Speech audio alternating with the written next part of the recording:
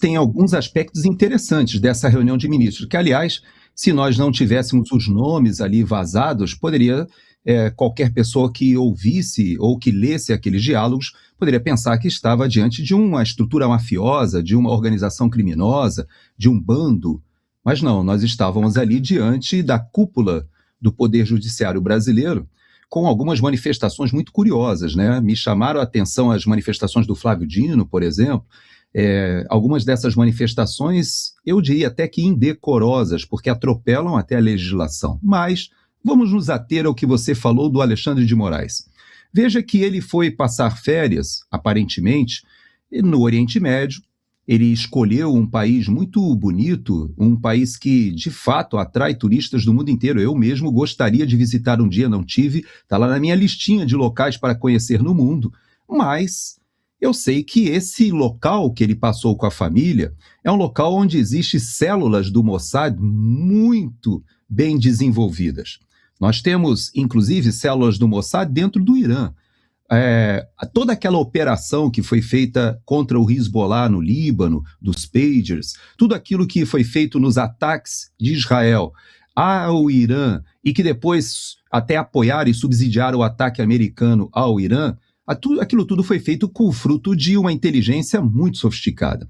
E o Alexandre de Moraes, ele deve estar com as barbas de molho, porque há quem diga que ele não foi somente passear, há quem diga que ele escolheu um local que inclusive não tem acordos de extradição, tem possibilidade de muito talvez do dinheiro, né, que foi recebido do próprio Banco Master, quem sabe. Dizem até que o próprio Vorcaro foi preso quando decolava para o mesmo destino, que coincidência, não? Porém, o que nós sabemos e podemos dizer é que a doutora Viviane Barsi de Moraes não recebeu os 129 milhões do contrato, ela recebeu só uma parte, mas essa parte ela tem que ser utilizada, ela precisa de uma certa liberdade. Foi retirada a Magnitsky da família, é verdade, mas tudo leva a crer que o governo americano e provavelmente até o governo de Israel também continuem monitorando tudo aquilo que no Brasil diz respeito aos interesses, seja dos Estados Unidos como de Israel.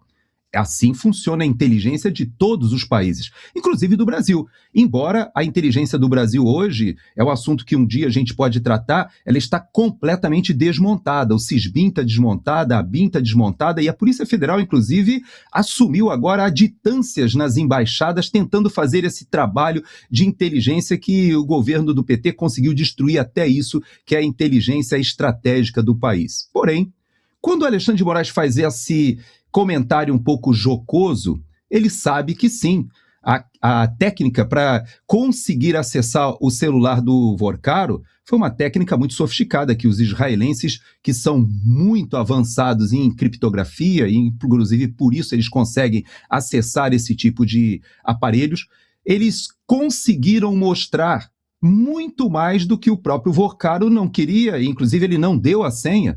Veja que normalmente quando você tem o celular apreendido, você não tem nada a temer, você fornece a senha, e o Vorcaro não o forneceu, mas apesar disso, pelo que a gente já vê dos vazamentos, existem muitas informações comprometedoras e que agora a Polícia Federal, com André Mendonça, tem possibilidade de saber se houve sim lavagem de dinheiro, seja da doutora Viviane Barsi de Moraes, mas não só ela, do próprio Toffoli e talvez de outros envolvidos ali, políticos. Existem vários políticos, inclusive do Centrão. Existem políticos, inclusive, que estavam no governo Bolsonaro. E essa é uma diferença pelo menos do pensamento conservador que eu e talvez grande parte da nossa audiência nós esposamos. Para a gente é indiferente, nós queremos a verdade, queremos que os culpados sejam responsabilizados e que essa máfia, a estrutura mafiosa que foi criada na cúpula do Poder Judiciário no Brasil seja desfeita e que os poderes da República sejam restaurados e que possam trabalhar com independência e harmonia. Então, Paulo, eu creio sim que o Mossad, não só por causa do Hezbollah, não só por causa do Irã, não só por causa das conexões da China, mas porque eles têm, sim, muitos interesses no Brasil. E te dou apenas um último comentário para que Lula fique preocupado.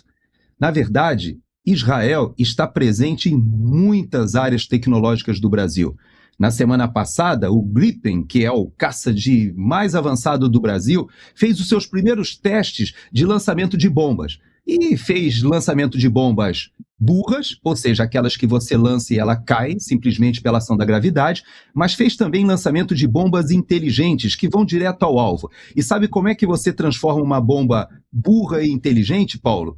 Colocando um acessório israelense que foi comprado junto com os caças Gripen e com muitos outros equipamentos de guerra eletrônico israelenses que estão nas nossas Forças Armadas. Então, eu digo para você, Paulo, os Mossad, os israelenses, a conexão com a área de inteligência, de criptografia no Brasil, são gigantescas. E eu acho que o Alexandre de Moraes está certo, viu?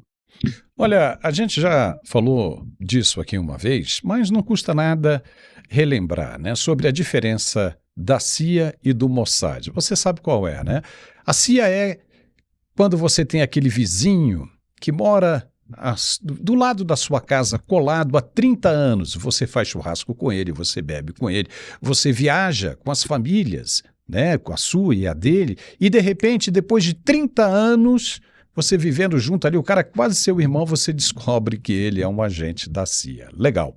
Agora, qual é a diferença para o Mossad? Você é casado com a sua esposa, 30 anos, tem 3 filhos, né? Tem toda aquela vida de casal, com confiança e tudo, e depois de 30 anos você descobre que ela é um agente do Mossad.